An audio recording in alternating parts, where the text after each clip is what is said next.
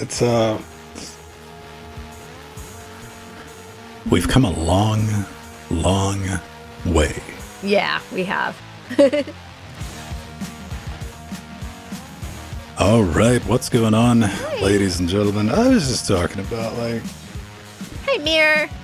how far we've come from being able to invite people over to my house, and then they would watch in awe, or they would just come to see it, and I could pause live television.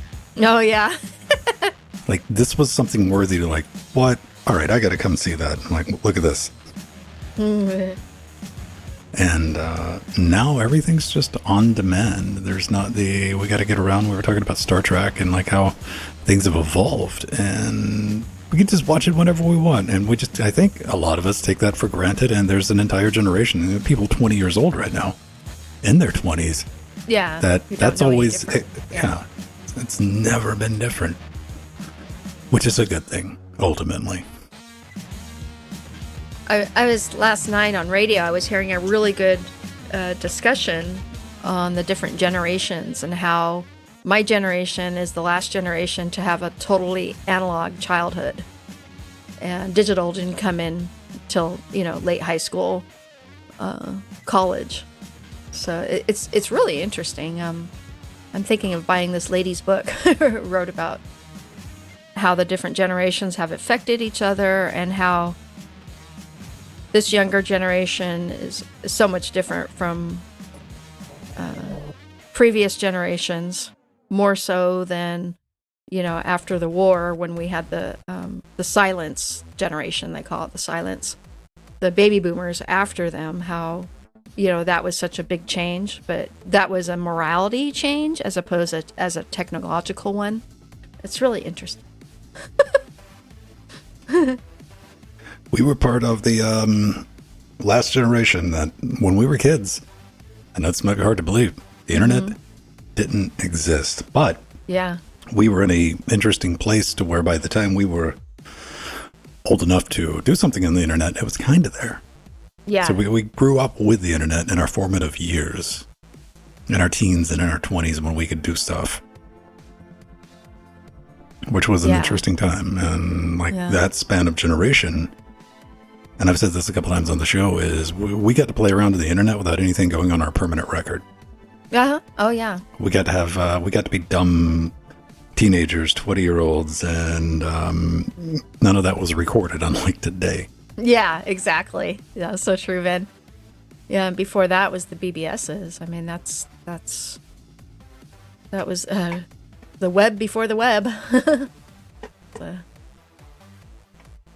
Pretty awesome to be part of that community.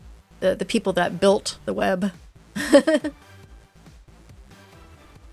Okay, do I get that? I'm just getting levels set up, everybody. I get a new version of OBS, and I'm trying to make sure that I trust it. Yeah. So that's what I'm doing right now. I'm just like, can I believe in you? Can I have faith in you? And we all... I was talking about Vampire Survivors. I posted that in General Discord. General Disarrays in our Discord. One of the quotes from the creator of Vampire Survivors is like, we've been working on this. I'm really happy about it. I'm really surprised. And they're working with this animation studio. And he's like, and the most important thing about Vampire Survivors up to this point has been the plot.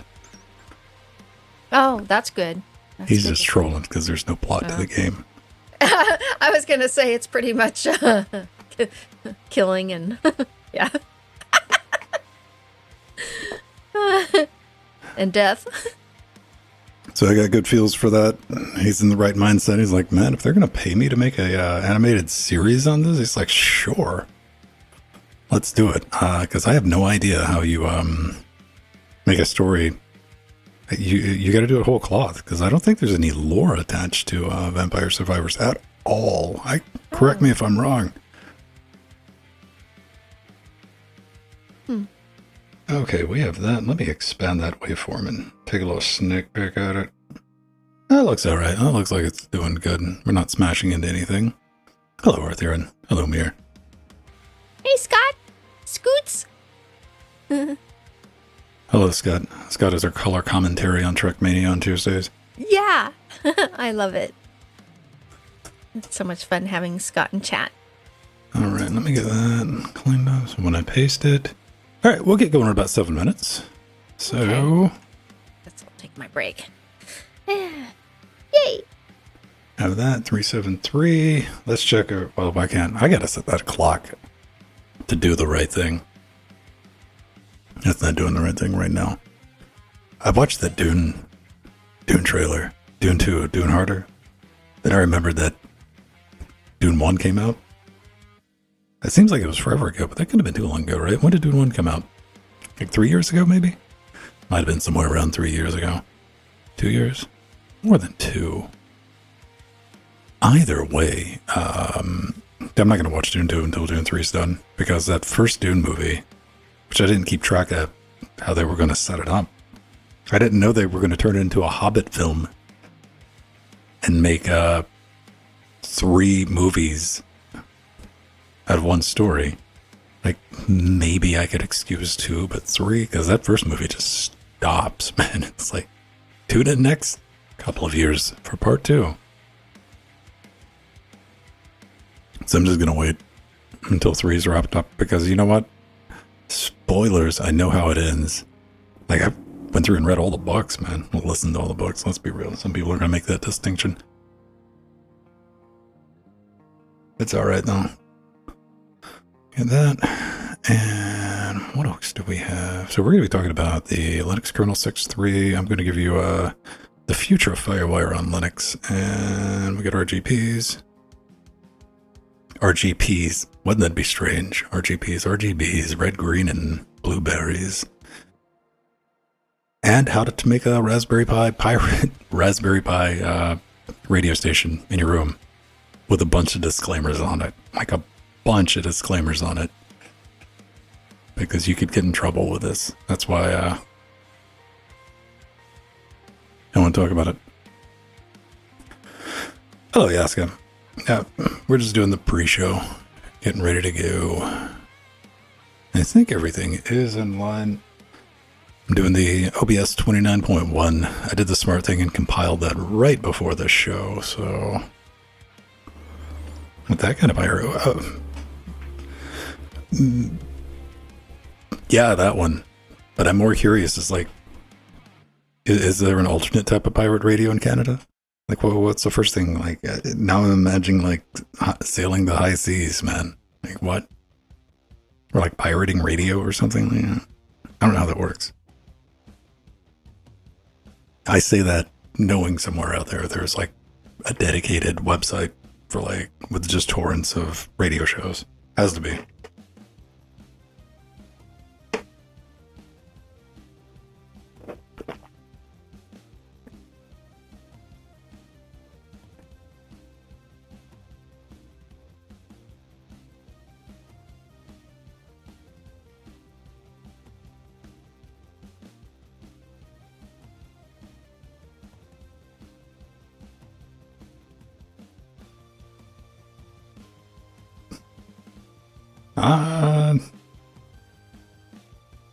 And how to do a podcast off Jitsi as the backend. I don't think I made one on just how to do with Jitsi as the backend.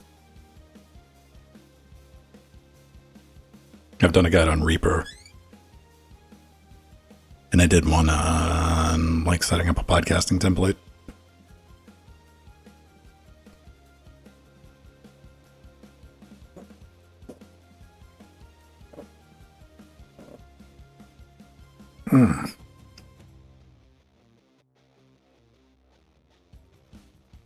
Yeah, doing one on like Jitsi would be pretty difficult because I do not run out of the box Jitsi. I run a very engineered version of Jitsi to get our audio.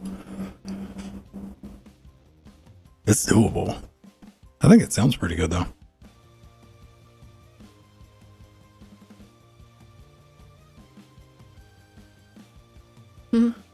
It sounds beautiful. All right. I got about 2 minutes. I got my drinks. And we got anything else exploding before we go? I don't think so. I got the credits done. We got music.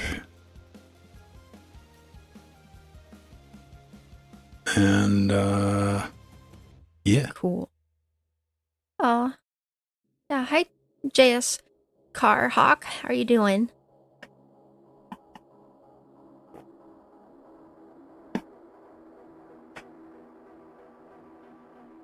Yay! It's Linux Weekly Daily Wednesday time. Happy Wednesday. I'm just looking through Google Docs. Google Docs, I think, is getting notably like worse at trying to do grammar check. Oh, I know. I've been noticing a lot of, particularly this one. I said no, that's actually right. My comma's in the right place. It's like, I mean, some of it I agree with. yeah, It's hit or miss with like comma, with like inflection. yeah.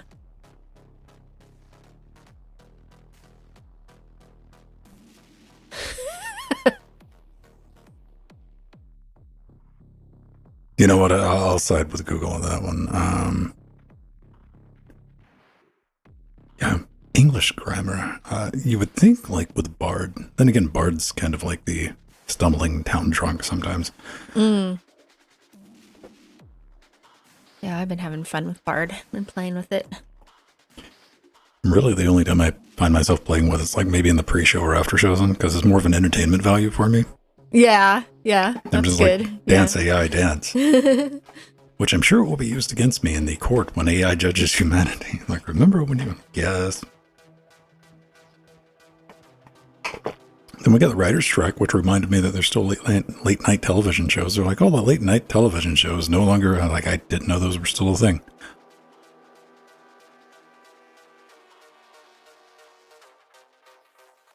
All right. Good. I think we can rock and roll. Let's see. Got our two shot. Yay! Got a single. Gel. Got a browser shot. Got that. Credits are locked. I already checked that. Good. Cool. Nice. All right, everybody. And I don't think... I really want to keep... It looked like one of the VCAs stuck in the Aphex compiler, like in the pre-shows on Saturday.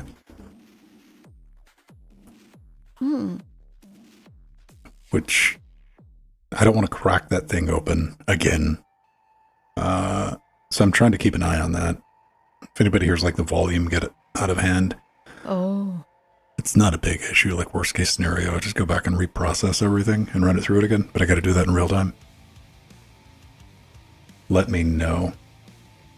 It could have just been a glitch. Then again, it's a 40-year-old piece of equipment. Let's be glad it works. Yes.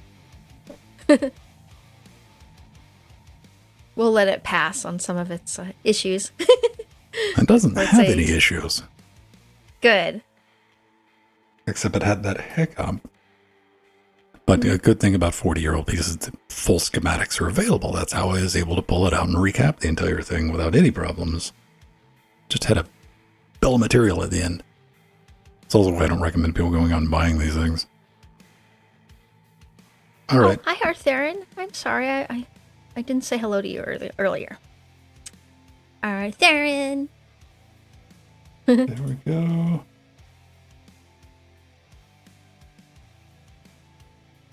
All right. Good. Let's bounce that back. Big hugs. Big hugs to you, Arthurian. He's here every week.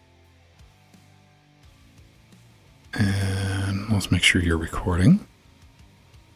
Yes. All right. All right, everybody, let's hit a stop button. That's still recording. Good. I want to stretch that. Sometimes when you get the timeline smashed up, you can't see your little movement. You're like, wait, are you recording? And you gotta look for the numbers. All right, everybody. Let's see if we can get one of these done. See if we can do what we did last week and get it in 30 minutes.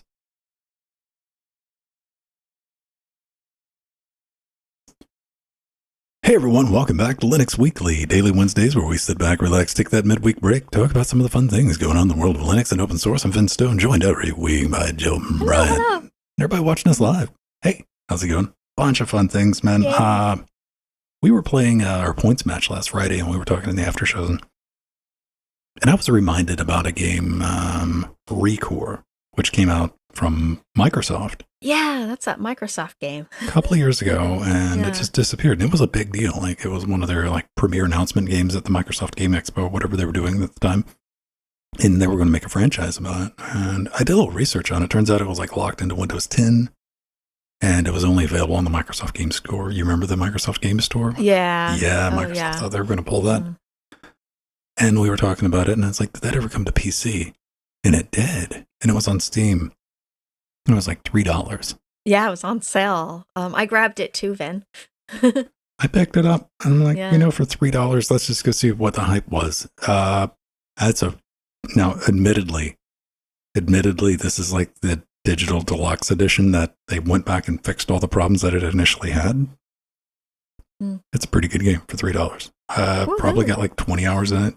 It's one of those games that really doesn't tell you what you need to do. It gives you the broad strokes, so it forces you to go explore things. Okay. And we were talking about Dune. Reminds you a lot of Dune because the entire world's just a desert world where you got to run around, fight robots. You got to robo-puppers, though, which is pretty cool. Aw. Yeah, the graphics looked great on that for the time it came out. They still look good. Cool. They still look good, and I think the thing that made my jaw drop a little bit is it was done in Unity. That was the first thing Yeah. It's like, wait a minute, this is a Unity game? Huh. Awesome. Well done. Well done. Also, we got to find some new intro music, Joe, right? Oh, yeah, I heard you were talking about that. That there's the music we were using has a copyright claim on it now. They changed the license on the music. Oh. So this is how, now, it could have been a lot worse. But we used, I just went to the YouTube music library years and years ago, and I sorted by dance, wub, just something that was comically different.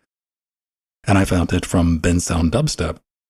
It's the intro, and you've probably heard it in other YouTube videos. It was just wub, wub, wub. I'm like, that's funny. And it was just, Creative Commons, the YouTube music library. What they did is they went back and relicensed it.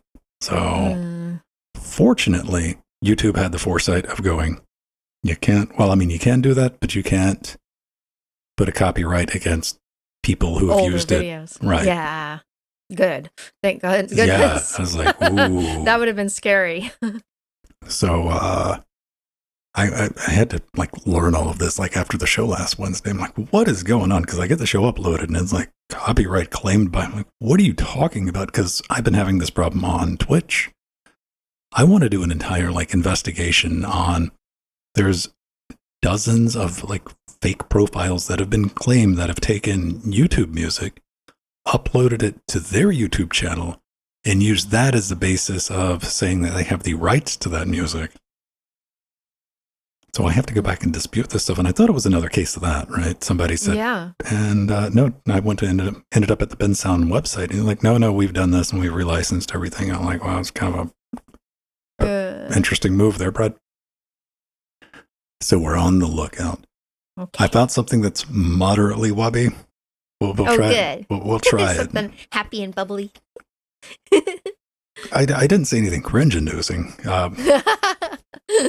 But we'll try it at the end of the show. I'm going to, there's your warning. So for the next couple of weeks, I'm going to find something that sticks because I've been meaning to redo the spinny intro for the video viewers. Yeah. And I know you were playing around with Blender again, Vin. I figured. My better instincts have kicked in along with a lack of time so far this week. So I've gotten to the part of installing Blender and getting the project up and loaded and looking at it and going, I need to go mop the floor or something more important. So yeah, that's what we're doing. How about you, Joe Bryant? You are celebrating another trip around the sun. Yes, I sure am. So it's my birthday this coming Monday, and I'm going to Disneyland once again to celebrate with my Steve husband. And that's going to be a lot of fun. And on Saturday night, my family is going to have a barbecue for me. So that's cool. Yeah, it's what happens when you're in your mid-50s. Oh my goodness, I can't Barbecues? believe. Is that what happens? No. You show up and you're like, well, what's this barbecue for? And they're like, hey, man, mid-50s, you got to do it. No choice. No, it's cool. I'm just happy that I can go to Disneyland whenever I want. So I get to go now on my birthday There you go. every year. So we got a couple of things to talk about, and we're going to start off with Kernel 6.3, which, hey, sometimes nothing crazy is a good thing. Yeah. Yeah. So Linus Torvalds, he just released Linux kernel 6.3, and it actually has some major new features. The new kernel comes with more support for Rust, woohoo, which is a really good thing, including user mode Linux support for the Rust code. And Miguel Ojeda, the Linux kernel developer who led the efforts to bring Rust to Linux, said they are getting closer to a point where the first Rust modules can be upstreamed. Yeah, development is happening really quick on that. This is awesome. And also, as usual, there is support for upcoming Intel and AMD CPUs and GPUs that aren't released yet.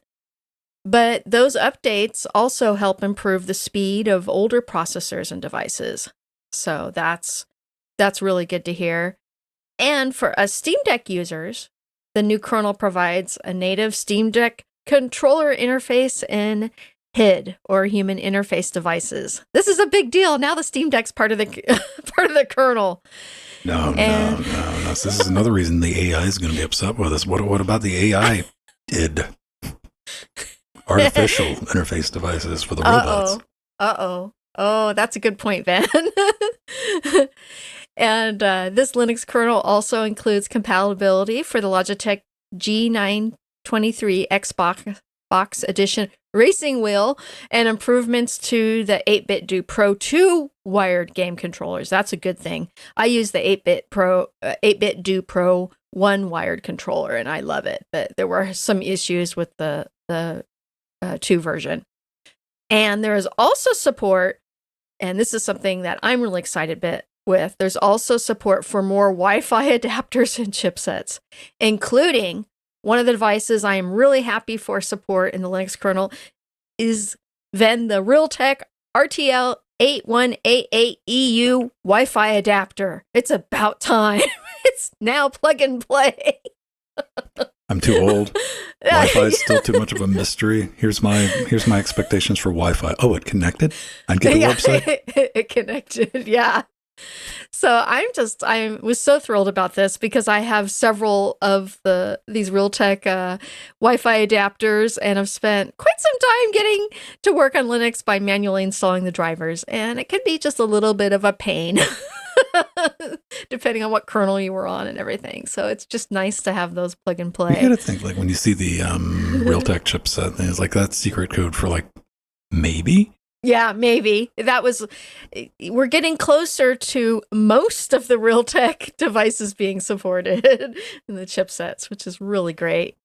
And also there is Qualcomm Wi-Fi 7 wireless chipset support and Ethernet support for NVIDIA Bluefield 3 DPU.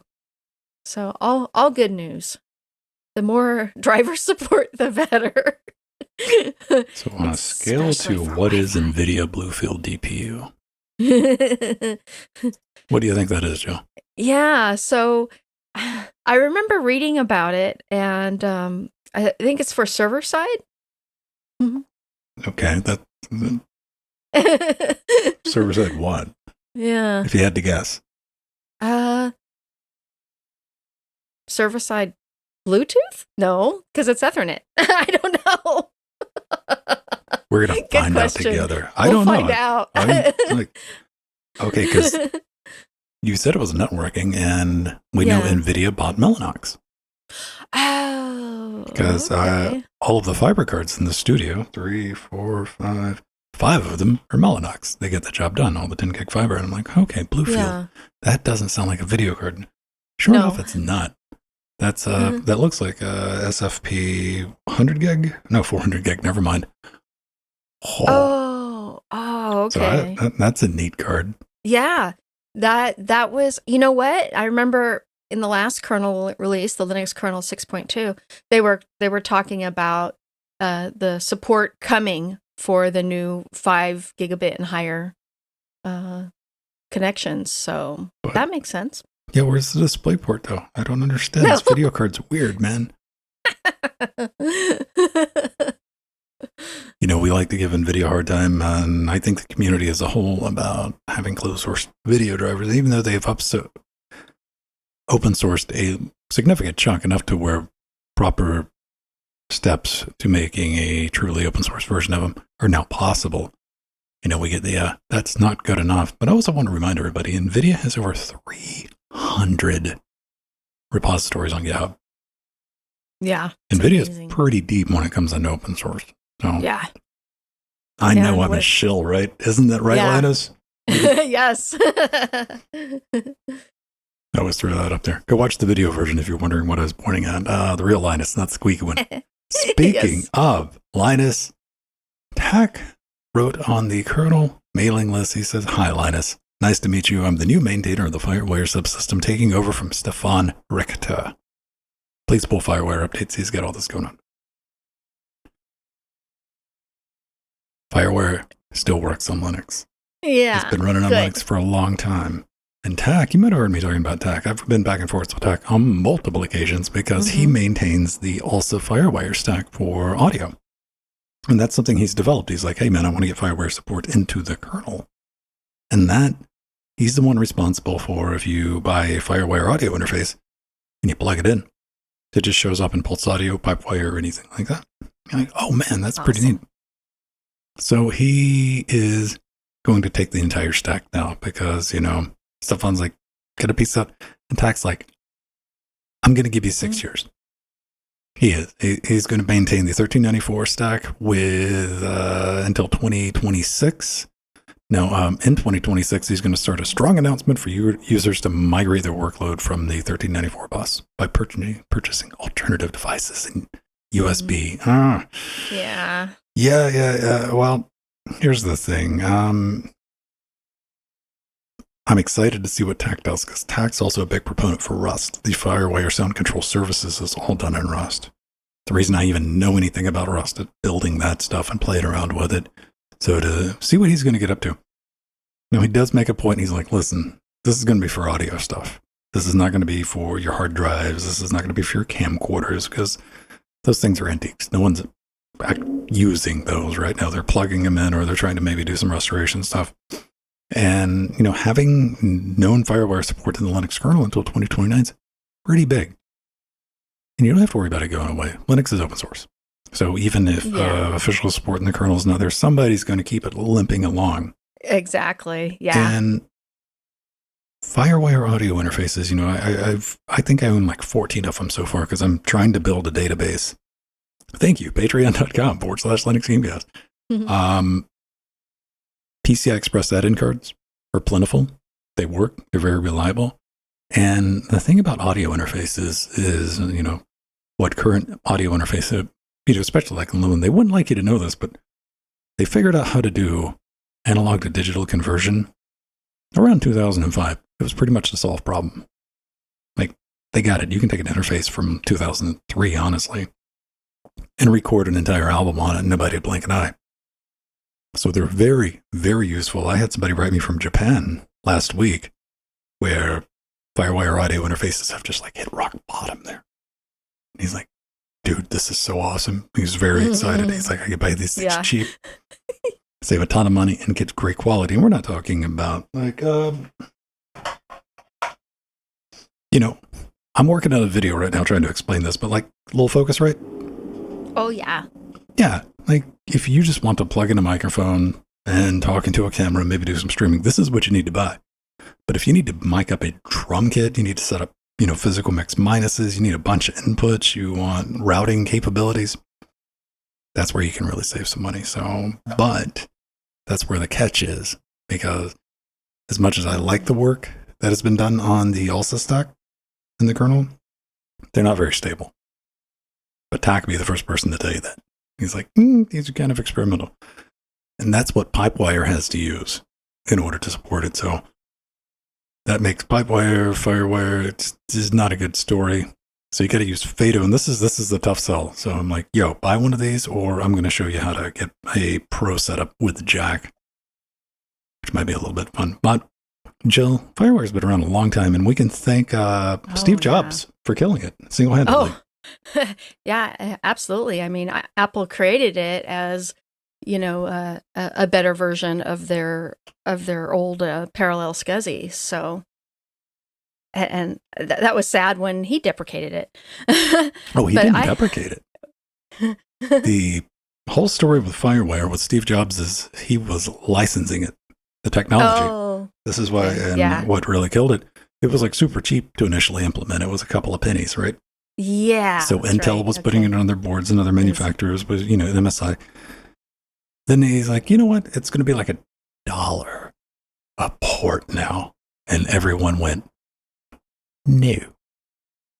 So then we started seeing USB, and Apple even came back to the negotiating table and like, you know what? We'll do it cheaper. And they're like, yeah, we've already moved on. And this is why we had to live with a nightmare. That is USB 2 and USB 3. Like, we had a better system. That's what has always bugged me about Firewire. It was a better thing than all of USB 2 ever thought about being, and most USB 3. Hopefully USB 4 is going to save us, Joe. Yeah. Anything SCSI based is always better than USB. But USB's gotten better, but yeah. So I still have a lot of Macs and computers with Firewire ports in them in my vintage computer collection and new computer collection. I've got some Firewire cards in some of my newer systems. And I have older video cameras that use Firewire. I used to use them with my students in the classroom. And then I have a ton of external Firewire hard drives that I used to use for my animation business back in the 90s. That was the hip thing back then, to use the external Firewire, and they came in handy. I used to have to send those drives it made a lot to of the studios. Yeah, because of big storage needs and speed. Big things about Firewire back in those days, and we're talking about like, oh, look how much power you can put through USB-C. Firewire back in the 90s could throw enough juice down the cable to power a spinning drive, multiple spinning drives. Multiple at once, yeah. And you could daisy chain it. Yeah, that's what I used to do. Firewire passed through you. Yeah. There, again, it was like the old SCSI standard. Mm-hmm. And, I'm just going to be really sad when if it gets deprecated from the Linux kernel. But I think, like you said, Vin, someone will keep it going. Somebody will always keep it around, and that'll be good. And this is like really helped me storyboard out how I want to do this guide, because now we have a known cutoff time, which is not really a cutoff time, but that's going to be official support. And how many things on Linux do you use right now that don't have official support? Think about it. Quite a bit. Yeah. Good news, everybody.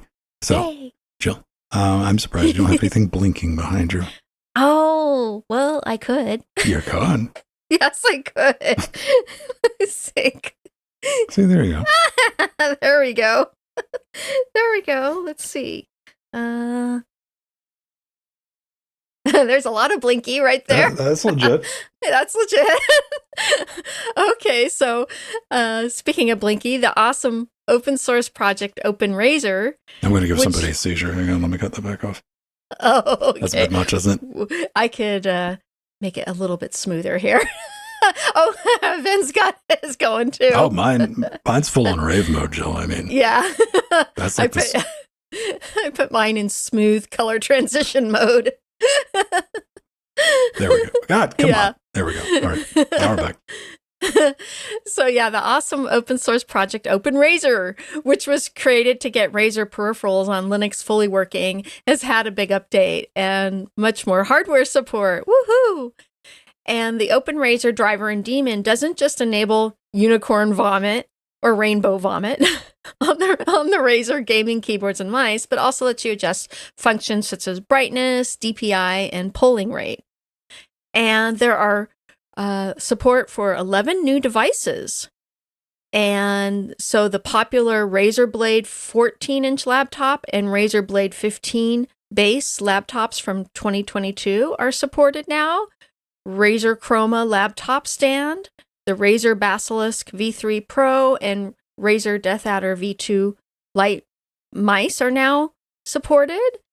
And the Razer Deathstalker V2 Pro TKL keyboard, both wired and wireless, are supported. And I have the wireless one, so I'm happy to hear about that. And I actually have been using the OpenRazer software. In fact, before it was even called OpenRazer. I've been using it since it came out for my Razer Black Widow Chroma gaming keyboard and love it. Love it a lot. I still use that on one of my rigs. And in fact, it was the first keyboard I used when I came on here podcasting with Linux Gamecast. But I quickly had to change it out because it was a loud blue switch keyboard. And it was a little too noisy for Ven.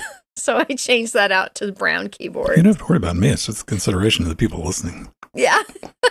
Well, there is that too. Yeah, you got to put yourself in that thing. Like, what if you were trying to listen to something you just heard click, click, click, click, click? Oh, I know. Yeah, and I wanted to, be a professional broadcaster. So here's one of the cool things. I went to do a little bit of research, and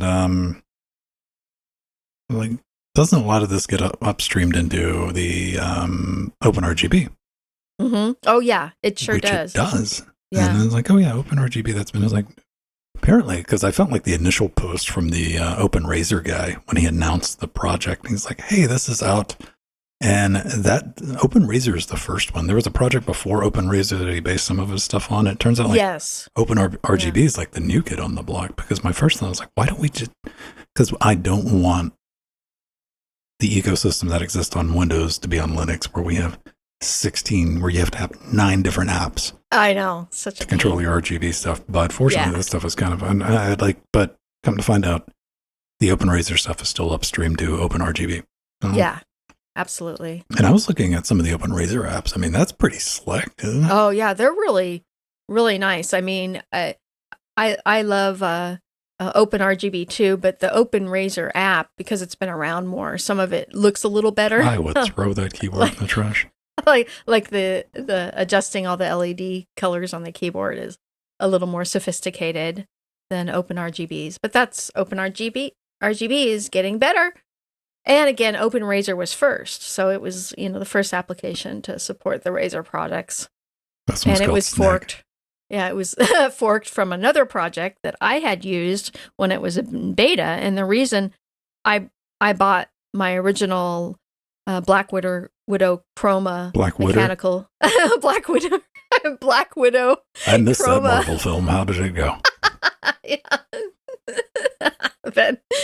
So the reason I bought the Black Widow Chroma original gaming keyboard is to try and get it to work on Linux, and I did because of their software.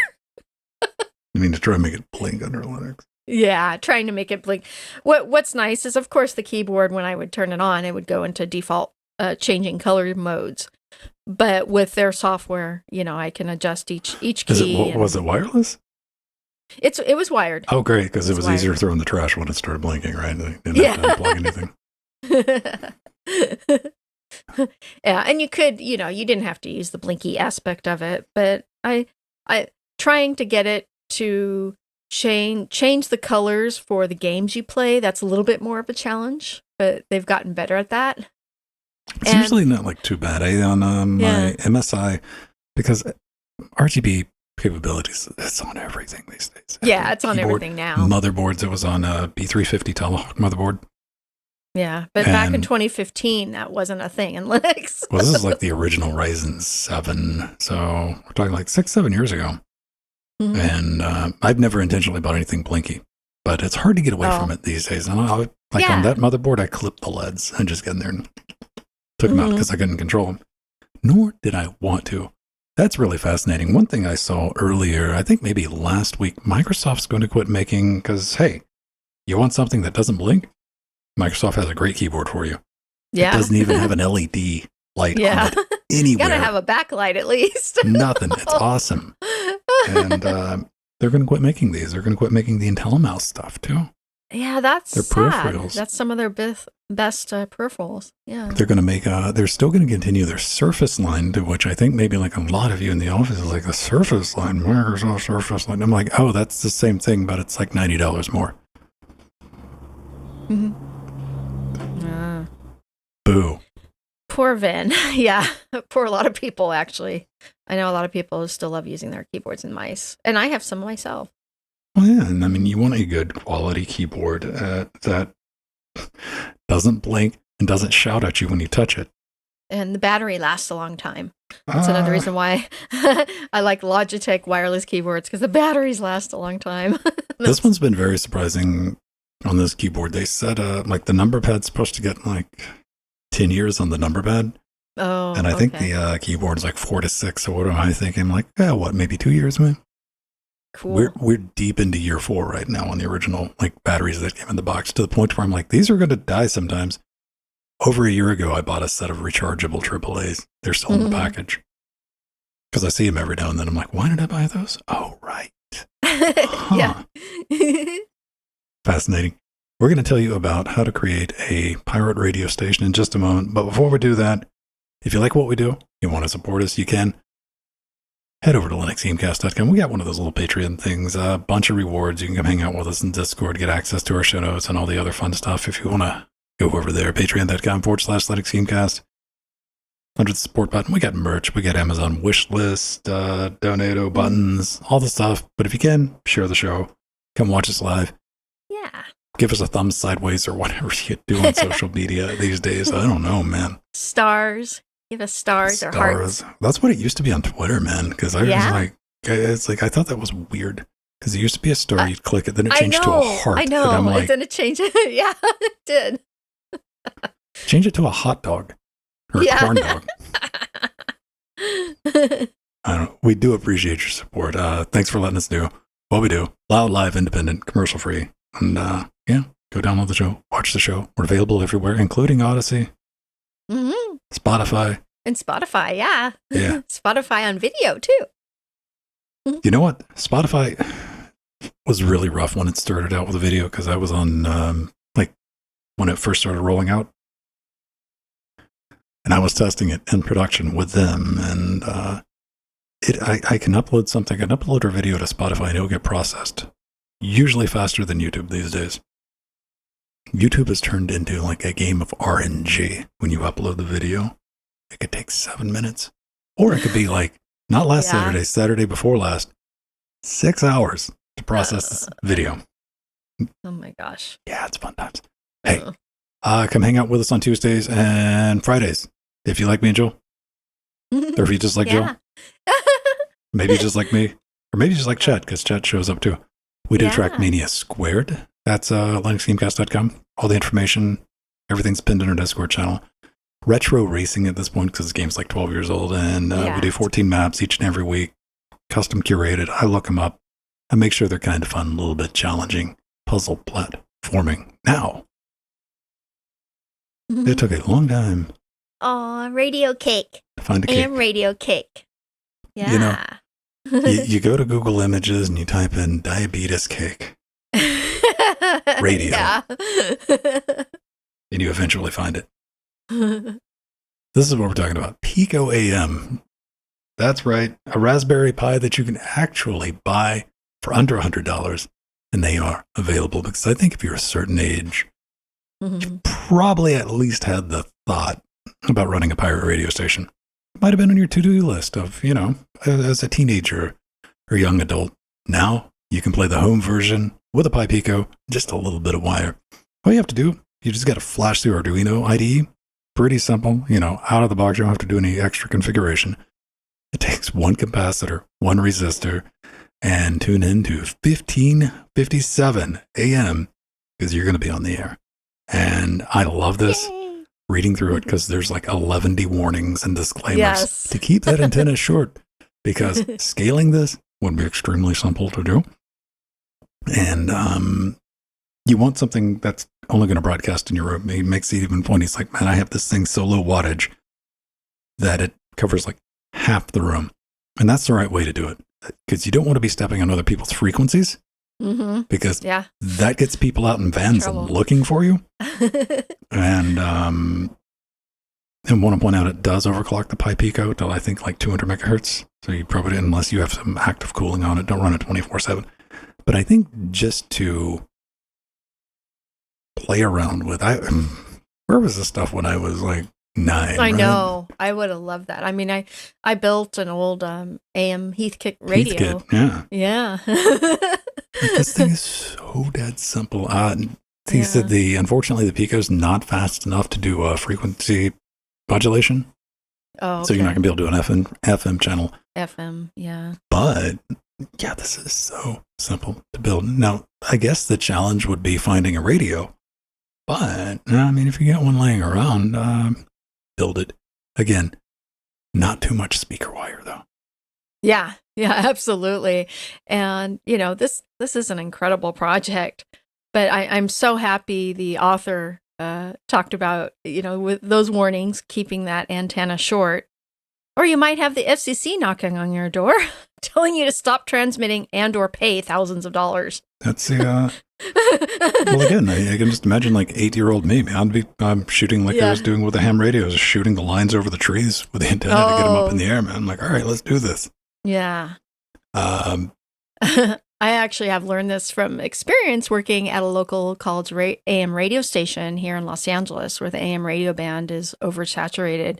And it's actually very hard to control the radiation of the AM frequency. Amplitude modulation. Yeah, amplitude modulation or the distance traveled, because the way the signal travels in the atmosphere and bounces back to Earth. In fact, that's why you can get a skip from an AM radio station from your hometown, even while traveling in another country. And I know that from experience too, because all my AM radio stations I used to listen to here in LA, I could get down at my house in Mexico. So because of a skip on the ocean. So that, yeah. The good on you, author, for just like be putting careful those more, with it. Yeah, you just got to be careful. Yeah, you can't actually do pirate radio these days, so you get in trouble. It's going to come less than like new cars these days don't even ship with AM. Yeah, I know. And Ven and I both had worked in AM radio, and it actually costs more for an AM radio license than it does an FM one. Found out that because it's harder to control. It's just it poses different engineering challenges, but usually on towers you can have your AM end, because Clear Channel owns everything. They got the AM FM on the same towers these days. Yeah, that's true. Yeah, and digital now they do digital, or they do like our KNX News Radio. It does both AM and FM because it's a Clear Channel, so they have AM and FM. And then you got the HD radio carrier on top of everything. Oh else. Yeah, that's the other. Yeah, I do have a receiver. Do you have one, Ben? Oh, absolutely not, Jill. I'm not a hipster. I don't. Yeah, but yeah, these are things you learn also when you get an AM radio license, which I did, and I'm sure Ven has one too. A license? Yeah, AM radio license. Don't have a license to broadcast. So, what was the license required for? DJing at some of the big radio stations here, like KFI and KNX. A lot of the big stations, they required that if you were an intern. When did that go? Like, when did they stop doing that? I think like 2000s or something like that. Yeah. Interesting. That'll be something to look into, but yeah, we're going to have to look into the rearview window and bounce out of here. It's fun talking to you. We'll see you again next week, and let's roll some Mars FM. Mars FM. I interned at Mars FM and KFI.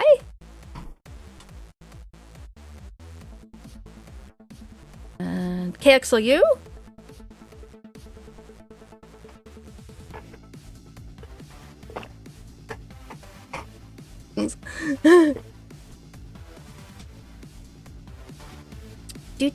Advisors. We have awesome advisors. Amegas and Artherin. We have awesome executive producers and Chicago level people. Super Dust Out, Empty, Blasphemy. We got lots of awesome sea monsters. And lots of cool death notes. There's so many, I can't name them all. We thank you all, and to all our beautiful chairlings. And to all a good night. Yes. All right, beautiful people. We'll see you again next week. Bye-bye. Okay. Bye-bye. Mm-hmm. Yeah, Ben, we actually had classes at my college for teaching to be a DJ and engineer, and then they had to get their license to go work at some of the local stations. Yeah, I'm curious as like what the license required, and was that a regional thing? It may have just it may have been LA. I don't remember. It was too long ago, but I know I had to get one so to broadcast on the air here. Or most stations wanted you to have the experience. It was mostly like getting a ham license, where you had to read about the history and know the frequencies, and then they did hands-on training with all the equipment, like with mixers and how to use a transmitter, that whole thing. Mm-hmm.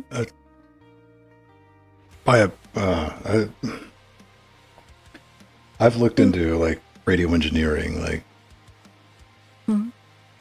keeping the talent away from the electronics seems to be a time-honored tradition in most stations I've worked at. Yeah. Like things you don't touch, all of this. All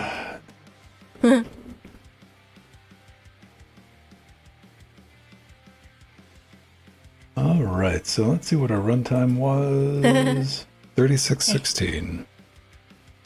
It's more like certified.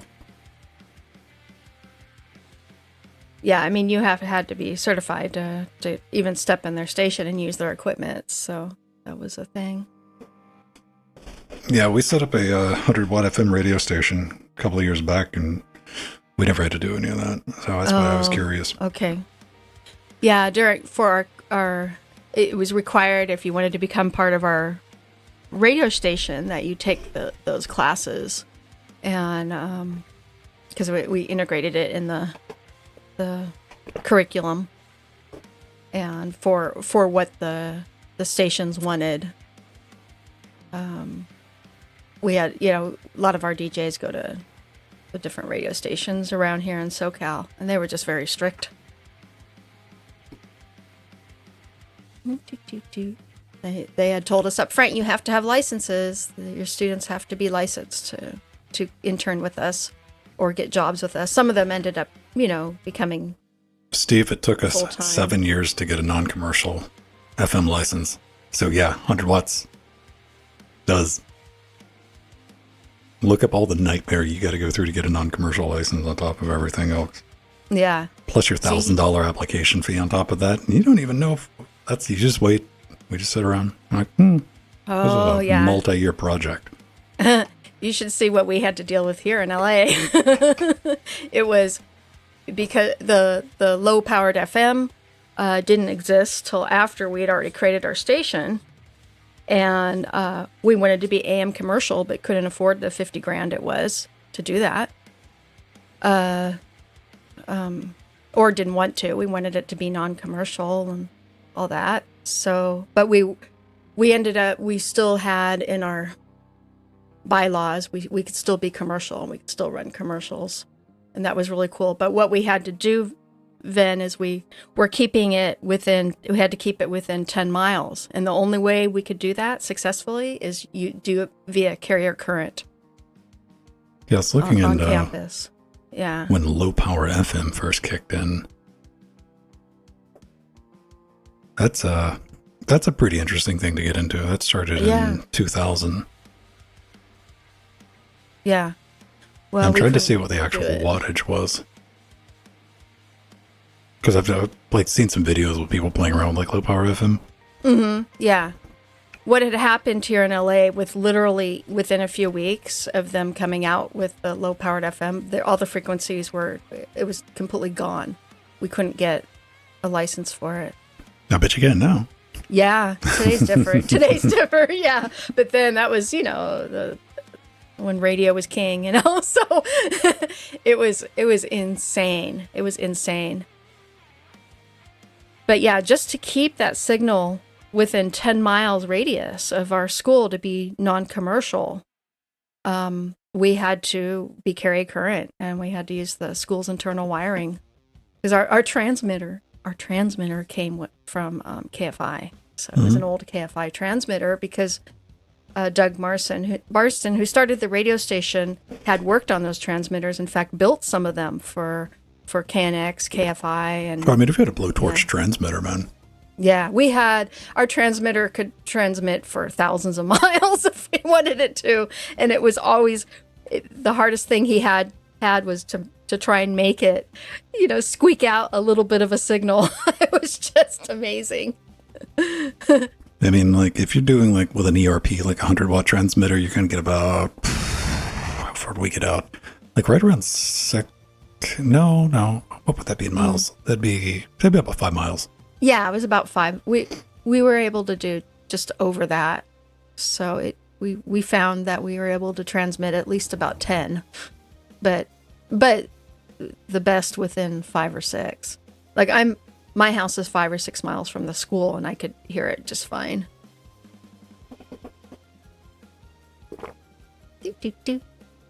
But that was amazing. And then to find a frequency, that was another, oh my gosh. We had changed frequencies 3 times because of, other companies bought other radio stations and increased their wattage so that it would bleed into our frequency. It was a mess here in LA. It was just, it's saturated. The market was saturated at the time. It still is. I mean, it's just different. Now, AM radio is owned by like 3 companies, all the stations. AM and FM. Yeah, and FM, yeah. They, I want to see what the natural conclusion to that is, because eventually it's, like, it's just not going to be profitable to run radio stations. Yeah. Even for the big giant corporations, because they're just constantly consolidating and everything's going into automation. Mm-hmm.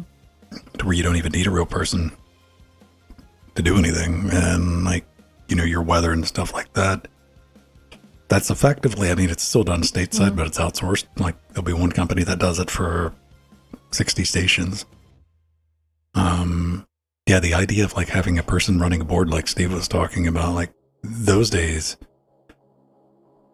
would be interesting to see that come back if the spectrum gets freed up, if, let's say, your clear channels, places like that abandon the licenses, like, maybe in the FCC's, like, maybe in the future, before we're dead and in the ground, open it back up where smaller people can, like, maybe we can see like a hobbyist type thing come back. I don't think it's ever going to be back here in Los Angeles. That it was a struggle, just because we're oversaturated here. There were so many college stations that wanted frequencies, and in fact, in LA, there's only one college radio station, that's KXLU, that's fully non-commercial and has the license, FM. It's the only one that's truly free. The other ones are all controlled by other companies. Yeah, we got like KCRW and at UGA we got 90.5 WUOG, and it's non-commercial. A reasonably up-to-date studio. It's been about 3 years since I've been over there to poke around. But that's it. Like, there's not a lot of most of the stations we're getting are like blowtorches out of Atlanta. Oh yeah, because we're so close, relatively close to Atlanta. We're like within 60 miles.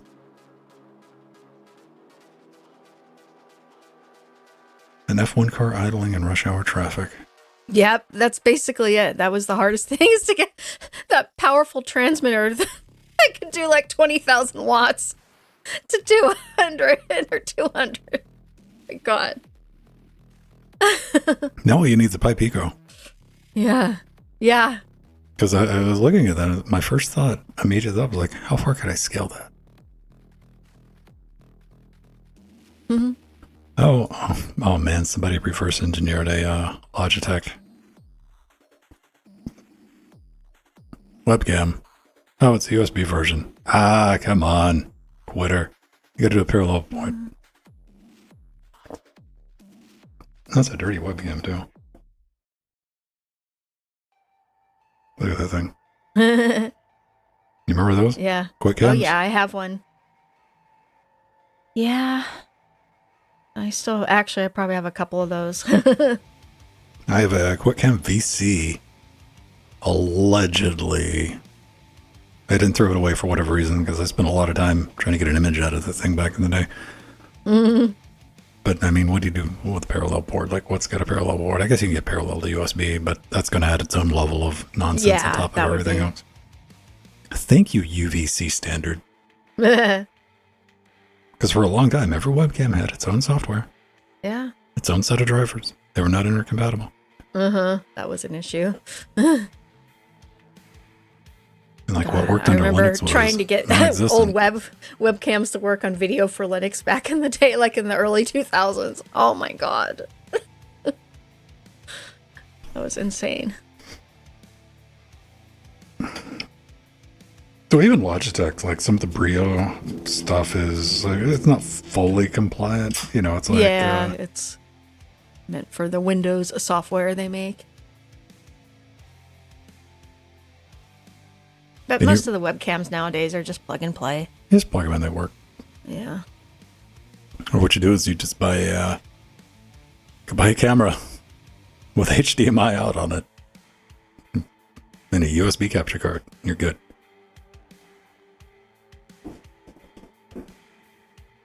Elgato makes everything. You could tell me, like, the new toaster from Elgato, and I'm like, probably, man. It's probably got RGB, too.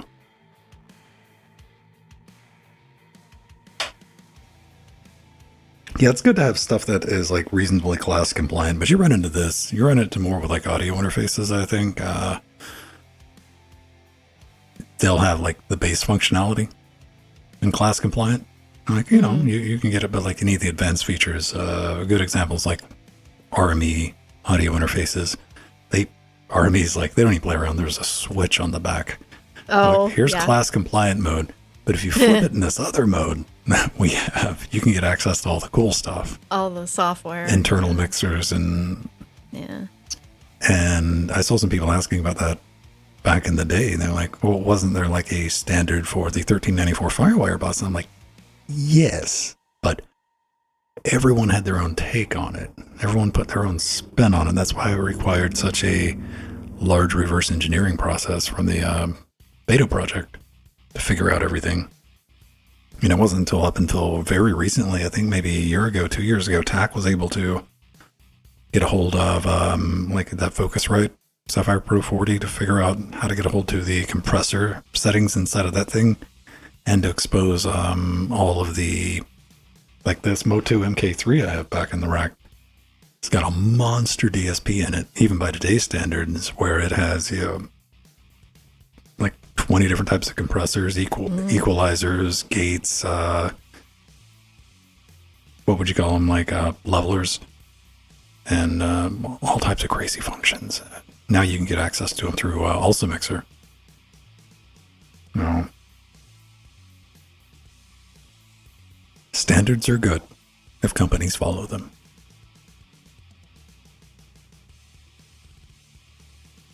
And it looks like we're going to stick with USB for a long time. Yeah. Which I guess is good. But, you know, USB's just been such a nightmare with like USB 3. I thought USB 3 was going to like solve everything, or USB-C was at least going to solve everything. And like even getting the right cable for USB-C is a nightmare.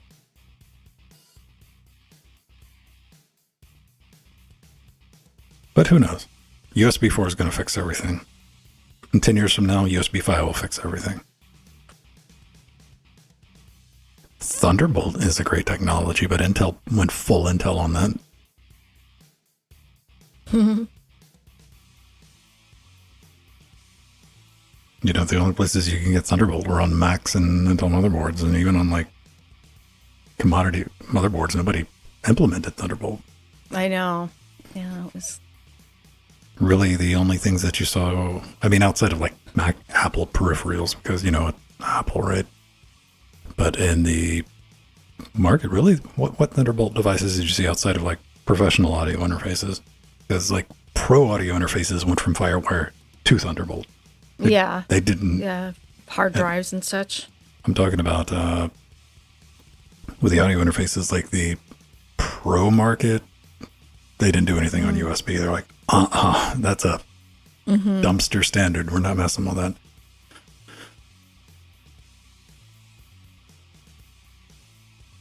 Yeah, everything just works under Linux these days. Go install Linux, everybody. Learn something.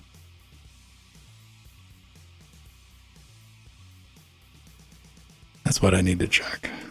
And, see if this guy's writing me back. I'm trying to help somebody. I got a distinct feeling that he didn't read the instructions. Trying to get a DaVinci Resolve installed on his AMD GPU.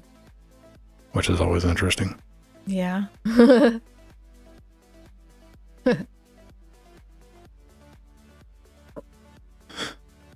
Well, I posted yesterday, somebody finally made a, for the framework, somebody made a CD-ROM attachment. Oh, yeah, I saw that, yeah. Framework 3D printable cup holder. Yeah. That is a good way to get your laptop flipped off the side of your desk. Yeah, absolutely. That's why I never drink any other liquid except water near my computers. So when it shorts out, at least it won't smell. Yeah. But I've never spilled. I'm too careful. I don't say things like that. Yeah. That's why, like, even right now, the lid in a straw, kids. That's how you do it. The water is on the other side of my computer that I'm podcasting on for that reason. It's a brave thing to say in earthquake country.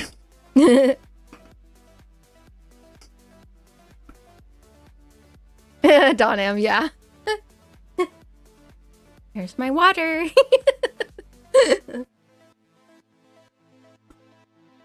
Yeah, some people eat and drink in front of their PCs. I don't. Yeah, that's like eating and drinking inside of your cars. I'm too OCD. I don't want crumbs anywhere. You can ask Steven about that. I don't like crumbs. I don't like people touching stuff. Any of my things. Then I let Steve come in here and touch things, but he has to wash his hands first.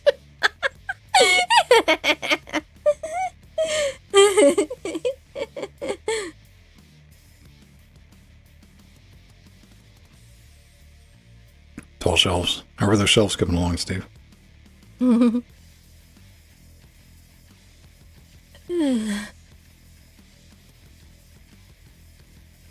right, everybody. I am going to go get to work. It's already 4 o'clock. Yeah, I'm fortunate enough, like, not to really have the OCDs, but like things gotta get. I hate things that are disorganized. Yeah, or cluttered up. You don't like clutter. Yeah. And that comes to stuff on a desk or groups of people, man. I just can't deal with the disorganization. I hate inefficiency. Yeah. Whereas, like, I have to have everything has to be placed just nicely, and it's clean before it's put out. It's even clean before it goes in the cupboard, but it doesn't need to be clean because it's already clean. That's how OCD I am. I wash my hands sometimes, 100 times a day. Which can be anywhere between 5 and 100. Yeah. Yes. And you got to put a piece of paper towel under it. Yes, you've seen that. That's why I have paper towels under everything, because after I clean something, it's got to have a fresh, clean surface. So I put it on a paper towel before I put it away, or I put my food on a paper towel, so if it get crumbs, it doesn't go anywhere else. Oh gosh, I've had doctors who tried to put me on medicine. That's how bad I was. As a little kid, I actually was really, really bad. I mean, I'm better now, but it was to the point where my hands would get infected because I was washing them so much. Now, I wonder how many people will get a Rocco's Modern Life reference. Oh. God, I haven't heard about that show in a long time. A short-lived anime, Australian. Yeah. Australian. There he is wearing peak 90s fashion. Yep, Steve husband, he knows because he has to move it all. Poor guy. No, but we have all my stuff on racks and bins, all nicely labeled, all my computer parts, all my computers. Yeah, nothing is exposed to the air in the garage. Yeah, a lot of Nice stuff and in like sealed. the 90s on Nickelodeon was I went back, you go back and watch I that. love that stuff. You're like, man, that explains a lot of like my damaged sense of humor. Oh, yeah, absolutely. It's like we were showing young children that. Go back and see Ren and Stimpy, and you're like, what? That was a kid show? I know. They're talking about, yeah. And they didn't stop either, man. I mean, that's how we got No. introduced to Invader Zim, like in the Invader Zim. 2000s. Somebody's like, yo, you got to come check this out. I want you. It's on Nickelodeon's cartoon. It's weird. You'll like it. And I'm like, it's a Nickelodeon kid show. I'm not going to like it. Then I watched it, and I was like, this is on Nickelodeon? What?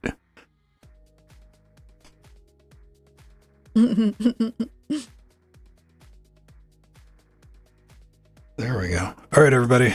I'm going to Yeah, wind we this have thing down. And Sid and Marty Croft. Yeah. Go Sigmund make and the a- Sea Monster, Land of the Lost, Lidsville. All the real psychotic stuff happened in the 70s. All the Saturday morning psychotic shows. Bugaloos. They were all beautiful. That was 60s, late 60s. That's what I grew up with. podcast. All right, everybody. See you next week. Bye, everyone. It was fun. Love you all.